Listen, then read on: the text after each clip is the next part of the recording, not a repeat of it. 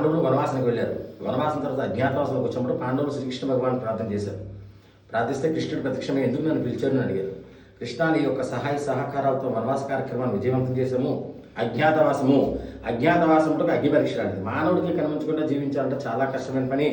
కాబట్టి ఈ యొక్క అజ్ఞాతవాస కాలంలో నువ్వు మాకు తోడుగా ఉండి ఈ యొక్క అజ్ఞాతవాసాన్ని విజయవంతం చేయమని పాండవులు శ్రీకృష్ణ భగవాన్ ప్రార్థన చేశాడు. అప్పుడు కృష్ణుడు అన్నాడు, నేను భక్తులు ఒక భక్తుడిని. భక్తితో కృష్ణ అని ఎవరు పిలిస్తే వాళ్ళ దగ్గరికి వెళ్ళిపోతాను. మరి మీ దగ్గర ఉంటానని చెప్పి అక్కడికి వెళ్ళిపోవడం భావ్యం కాదు. మీరు నన్ను ఉండమన్నారు కాబట్టి నా శరీరంలో ముఖ్యమైనవి ఏంటంటే నామము, శంఖము, చక్రము, అనంతుడు, లక్ష్మీదేవి. ఈ 5 కూడా నా శరీరంలో ముఖ్యమైనవి. ఈ 5 ఉంటే నేను ఉన్నట్టు.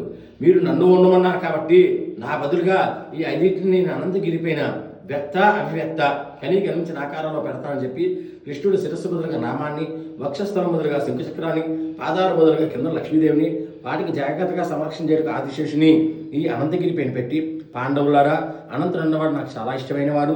భారతపత శుద్ధ చతుర్దశి రోజు నాడు అనంత వ్రతం ఉంది. ఆ వ్రతం మీరు ఇక్కడ చేసుకుని వీటికి పూజ చేస్తున్నంతకాలం కూడా మీకు ఎటువంటి భయం లేదని కృష్ణుడు పాండవులకు అభయం ఇచ్చి వెళ్ళిపోయాడు. అందుకే పలుకి పద్మనాభ స్వామి అంటారు.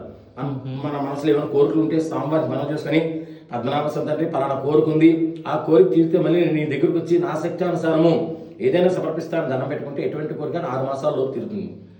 ఆ కోరిక తీయడానికి సమయం వచ్చినప్పుడు ఒక నాగసర్పం అనేది ఒరిజినల్గా కానీ కళ్ళలో కానీ కనిపిస్తుంది. అదే నిదర్శనం. తర్వాత పాండవులు భారతపత శుద్ధ చతుర్దశి రోజున కొండ మీద అనంత వ్రతం చేసుకున్నారు. ఆ వ్రతం చేసుకున్న కొద్ది రోజులకి ఆశ్వీజ శుద్ధ దశమి రోజు నాటికి వాళ్ళకి విజయం లభించింది. వాళ్ళు విజయవంతం వాళ్ళు వెళ్ళిపోయారు. తర్వాత ఎండకి ఏంటి వానకి తెలిసి గూడెం తెత్తులోని పుట్టలా తయారైంది. ఆ గూడెం తెత్తులో ఒక పుట్టలా తయారైంది. రోజు ఒక నాగస్వామి అబ్బాయి కొండకు ఆవులు తోలుకుని వస్తుండేవాడు. ఆ పుట్టను చూస్తే వాడికి పూజ చేయాలి నుంచి రోజు ఆవు పాలు తీసి పుట్టలో పోసి వాడికి తోచే విధంగా పూజ చేస్తూ ఉండేవాడు. ఒకసారి విజయనగర మహారాజా వారి కళ్ళను పద్మనాభస్వామి దర్శనమిచ్చి, రాజా నేను అనంతగిరిపైన ఒక పుట్ట రూపంలో ఉన్నాను. రోజు నాగస్వామి అబ్బాయి వచ్చి పుట్టలో పాలు పోసి పుట్టకు పూజ చేస్తున్నాడు. కాబట్టి పుట్ట ఉన్న చోటకు గుడిని నిర్మాణం చేయమని చెప్పి మాయం చెప్పారు. మర్నాడు ఉదయం విజయనగర మహారాజా వారి గుర్రంతో సహా కొండకి చూడగానే అతను చెప్పిన ఒక నాగవంశీ కొండకు ఆవులు తోలుకొని రావడం, ఈ పుట్టలో పాలు పోసి పుట్టకు పూజ చేయడం చూసి అతని భక్తికి మెచ్చి కొండ వెనుక భాగంలో అచ్చుకుని పాలన ఒక పాలని కుర్రవాడికి బహుమానంగా ఇచ్చి పుట్టు మునుచుడు గుడి కట్టించి మెట్లు గట్ట పెట్టించారు. ప్రతిరోజు వచ్చి మేము నీళ్ళతో అభిషేకం చేస్తుంటే ఆ పుట్ల మీద ఉన్న మట్టంతా కరిగి సాలిగ్రామ శిల వచ్చింది. ఆ శిల మీద నామము అనేది శిరస్సు, శంకుచక్రాన్ని వక్షస్థలం, కిందన కుంకుమ వేసింది లక్ష్మీ అమ్మవారు. ఇదే విధంగా ఇక్కడ భారతపత శుద్ధ చతుర్దశి వినాయక చవితి వెళ్ళిన 10 రోజులు పద్మనాభ జయంతి వస్తుంది జరుగుతుంది. కింద కుంతి మాధవస్థ దేవాలయంలో ఉత్సవమూర్తులు ఉంటాయి. అది ఇక్కడ తీసుకొచ్చి విశ్వక్షణ పూజ పుణ్యావాతం చేసి నవకలసం 9 కలసలు పెట్టి పాలు, పెరుగు, తేనె, నెయ్యి, పంచదార, ఫలరసాలు వేసి నవగ్రహాన్ని అష్టదీపాలకు ఆవాహన చేసి వాటితో స్వామివారికి అభిషేక కార్యక్రమం ఉంటుంది. 2 కార్తీక బహుళ అమావాస్య. కార్తీక మాసం లాస్ట్ రోజు నాడు రాత్రిగా అమావాస్య రోజు సహస్ర దీపాలంకరణ వస్తాం అని మొత్తం 1275 మెట్లకు కూడా తొలి మెట్టు శిఖరం వరకు దీపాలంకరణ వస్తుంది జరుగుతుంది. ధన్యవాదాలండి.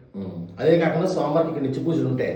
నిత్యము మీ యొక్క గోత్రనామాలతో పూజ చేసుకోదలుచుకుంటే నెలకు 100 రూపాయలు, సంవత్సరం 1200 రూపాయలు కడితే మీరు ఎన్ని రోజులు కడతారో అన్ని రోజులు మీ యొక్క గోత్రనామాలతో పూజా కార్యం జరుగుతుంది.